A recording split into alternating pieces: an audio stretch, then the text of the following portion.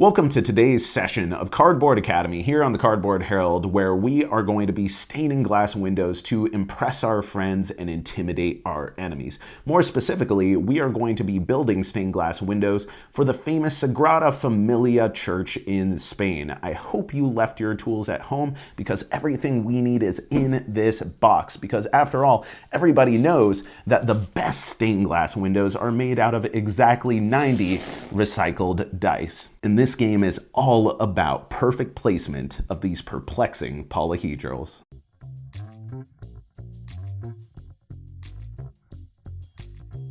Before you can start, every aspiring artisan needs some basics. To begin with, each player is dealt a private objective at random, which will tell them what bonus points they'll earn at the end of the game for specific dice colors collected. These are dealt face down. Next, you'll each need a frame to build your window in. And lastly, players will need some inspiration for their design in the form of 2 window pattern cards. Before we move on, each player needs to choose one side of one of these double-sided pattern cards to slide into their frame, which will define many of their design choices later in the game. Patterns are ranked by dots showing the difficulty at the bottom of each card from level 3 through 6. After choosing a pattern, players will get a number of glass beads equal to their chosen difficulty level. These will be used later on to activate tool cards. Now that everyone has what they need, we'll get to the work area setup.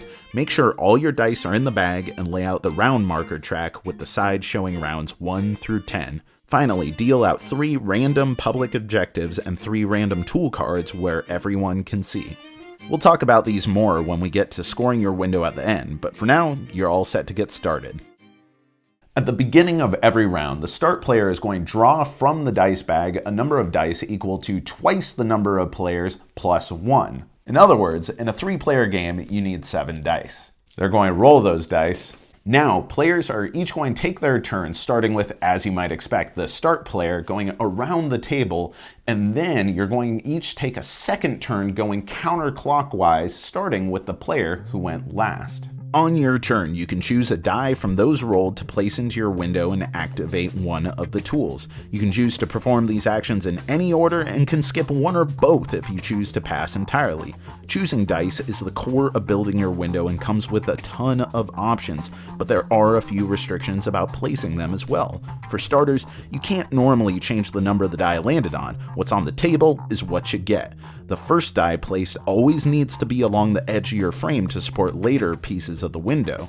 And after the first die is placed, you just have to make sure that later dice are placed adjacent to the existing die, either diagonally or orthogonally. It's also considered very gauche to place a die next to one of the same color or number, so it is strictly forbidden in the very fashionable Sagrada Familia. Diagonals are fine, but samesies on the orthogonal, or if you don't have a thesaurus, up, down, left, or right, are always a faux pas. Finally, after following all of these guidelines, make sure dice placements always adhere to your pattern. They need to match the color or number shown on the space chosen unless it's a white space. Now, those tools I mentioned will help deal with some of these tough limitations and subpar dice options. You can choose to use one tool by paying those glass favor beads to activate its unique ability. Favor spent goes onto the card to mark that it's been used, which is important because the first use of a tool costs only 1 favor, but each use by any player after that costs 2. And don't forget, this can be used before or after you choose a die, and even if you decide not to choose one at all. At the end of a round, after all players are done anxiously second-guessing themselves, you should be left with 1 die in the center, or more if any players couldn't or wouldn't take a die during their turn. You take all dice that are left over and you put it on the round track, marking that the round is done. Then the dice bag is passed to the left, marking that that player is the new first player for the next round. But before we move on, now's a great time to talk about what you do when a player makes a mistake. Let's say we're playing the game and another player starts helpfully and aggressively pointing and shouting out that I have placed 3 green dice next to one another and are therefore making an illegal placement. Yes, they are right. Yes, they are the worst. And yes, we must rectify this. Once you've discovered that you've made a mistake in the game, then all you have to do is remove dice from your window until you are no longer breaking any placement restrictions. The dice that you remove Yeah, they were removed from the game. Such are the harsh punishments of the Sagrada Familia. If you just finished your 10th round, it's time to judge the windows. Remember those public and private objectives? Let's take a look at those now. Flip the round tracker over and place each player's score marker, the one matching the player color of their frame, on the score track. Now go around the table and tally scores. To start with, players will score bonus points for collecting dice of a specific color on their private objectives, so score these first. Next, take a look at the public objectives. For each instance a player has met the conditions of a public objective, they earn the points listed at the bottom. For example, this board here has managed to get 2 columns with no repeating colors for a total of 10 points, 5 points for each time they achieved this objective. Lastly, players get 1 point for every unspent favor token and lose 2 points for every empty space on their window frame.